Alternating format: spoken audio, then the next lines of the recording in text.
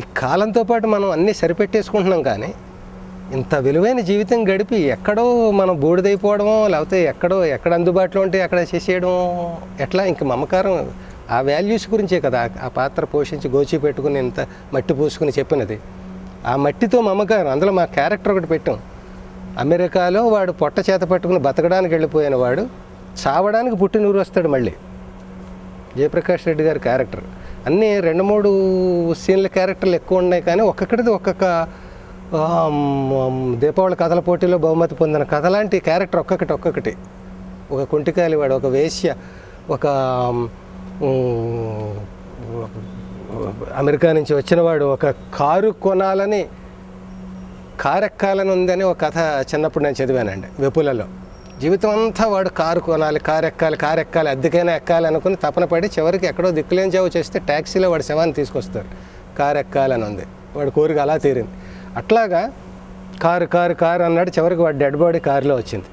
ఇలాగ సమాజంలో ఇన్స్పైర్ అయినవన్నీ కూడా ఈ చావు గురించి చెప్పే సబ్జెక్టు కాబట్టి ఏవేవి మన క్యారెక్టర్లు ఎలా మ్యాచ్ అవుతాయి ఇవన్నీ ఏర్చి కూర్చి ఒక నందివర్ధనం పువ్వులు చెట్టు నుంచి కోసి ఒక్కొక్కటి సజ్జలో వేసుకుని మంచు పువ్వులను వేసుకున్నట్టుగా అన్నీ అలా సమకూర్చుకుని ఇలా ప్రతి ఒక్కొక్క క్యారెక్టర్ బహుమతి పొందిన కథ లాంటిది అయితే ఇవన్నీ కలిపితే ఒక సాహిత్య అకాడమీ అవార్డు పొందిన ఒక నవల లాంటి సినిమాగా మేము ఫీల్ అవ్వబట్టి అంత ప్రాణం పెట్టి చేయడం జరిగింది. అంటే ఆ మల్లిని ఆ అమ్మాయి అంతగా ప్రేమించబట్టి మళ్ళీ శరీరం దాని వృత్తి అనవసరం అమ్మాయికి.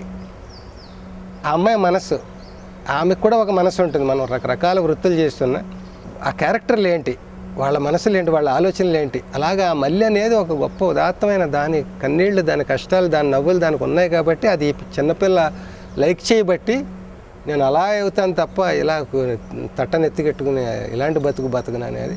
అంటే ఒక చిన్న పిల్ల చూడగలిగింది ఆమెలో గొప్పతనాన్ని. అలాగే ఇప్పుడు ఈ కథ మళ్ళీ వెనక్కి వస్తే ఒక చిన్న ఎవరైనా చచ్చిపోతే 100 రూపాయలు వస్తే ఈ పూట గడుస్తుంది అనుకునేవాడు ఆలోచించగలిగాడు ఊరు చచ్చిపోకూడదని.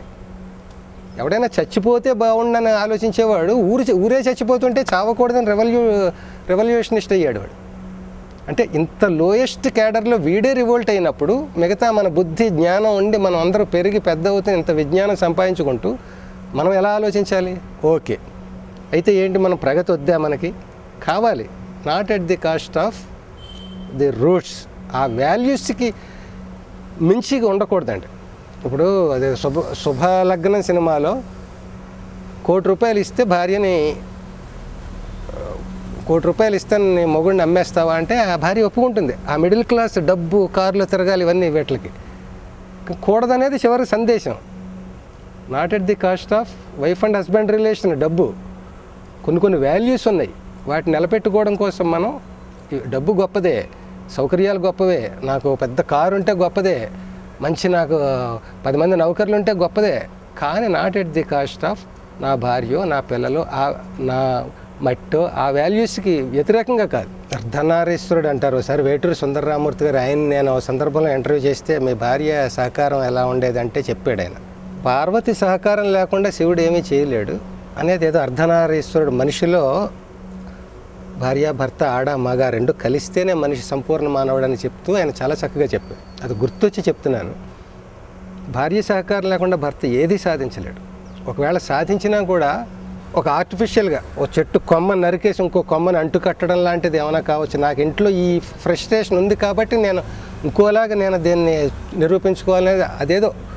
కానీ ఒక సహజ సిద్ధమైన ఈ చెట్టు ఇలా పెరగాలి, కొమ్మ ఎలా రావాలి, దాని కాయ ఎలా వేళ్లాడాలి అనే సహజ సిద్ధమైనది సాధించలేము. ఒక ఏదైతే పరిపూర్ణత్వం అంటామే అది సాధించలేము. అట్లా నా వైఫ్ నా నాటకాలు అప్పటి నుంచి ఎవరికైనా కూడా మొగుడి దగ్గరికి వెళ్తున్నాం ఏదో బాగా ఆనందిస్తాం అనేది ఒక ఆలోచనలు ఉంటాయి అంతే తప్ప నా మొగుడు సగం రోజులు నాటకం రిహార్సల్ అనేది పోతూ ఉంటాడు, ఎక్కడెక్కడో ఊళ్ళల్లో పోటీలు అంటాడు, పోతాడు, ఏదో ఇంత ప్రైజ్ పట్టుకొస్తాడు, అది ఏం చేసుకొని నేను అనేదే ఉంటుంది ఎవరికైనా. కానీ లక్కీగా మాకు దగ్గర అమ్మాయే కాబట్టి అదీ కాకుండా ఇంకా నా లక్ ఏంటంటే ఇప్పుడు ఈ టీనేజ్ లవ్ స్టోరీలు మనం 10th క్లాస్లో లవ్ చేసుకున్నారు, ఇంటర్మీడియట్లో చేసుకున్నారని సినిమాల్లో చూస్తుంటాం. మేము మా రియల్ లైఫ్లో వీఆర్ టీనేజ్ లవర్స్. చిన్నప్పుడు మా అమ్మాయి, మా ఆవిడ పెద్ద మనిషి కాకుండా అప్పుడు ఆమె 11 years ఎంతో, 12 years అప్పుడు నా భార్య అయిందాను. మా ఇంట్లో మా ట్రెడిషన్ ప్రకారం మా 7 అన్నదమ్ములకి అట్లా జరిగింది. నేను 6వ వాడిన, నాకు కూడా అట్లా జరిగింది మా ఫాదర్ ట్రెడిషన్ వల్ల. తర్వాత ఆమె కాపురానికి రావడానికి ఒక 5-6 ఏళ్ళు నేను వెయిట్ చేయాలి.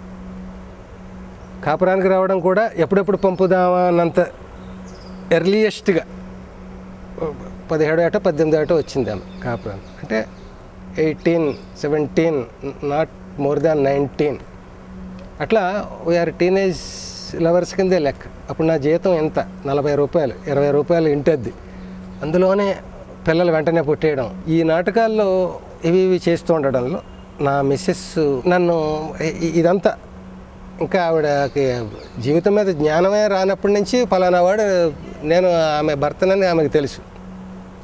నాది సైలెంట్గా నన్ను అబ్జర్వ్ చేయడం, మా ఫ్యామిలీ, మా ఇది అది అంతే తప్ప నేను ఢిల్లీ వెళ్ళిపోతాను, అమెరికా వెళ్ళిపోతాను అనే కళలతో రాదు, ఒక లిమిటెడ్ కళలతోటే వస్తుంది. ఆ కళల్లో కూడా మనకు ఎప్పుడైతే ఒకటి ఉందో, ఒక నాటకాలు, ఈ వ్యామోహం ఉందో, ఇప్పుడు ఓ కుంటి కాలివాడు 2 కాళ్ళ బలం ఈ కాలిలో పెడతాడు. అలాగే నేను ఎప్పుడైతే నా భార్యని ఈ నాటకాలు ఇవి పేరు చెప్పి వారంలో 2-3 రోజులు దూరం అయిపోతానో, లేకపోతే ఒక 1000 రూపాయలు నా జీతం లేదు ఆ రోజుల్లో 70sలో 1000 రూపాయలు లేదు, 100లోనే నా జీతం ఉంది అన్నప్పుడు ఈ డబ్బుతోటి ఎలా సుఖపెట్టాలి? ఓ సినిమాకి తీసుకెళ్ళాలి, ఓ మల్లెపూలు కొనాలి, లేకపోతే ఓ రిక్షా ఎక్కించాలి.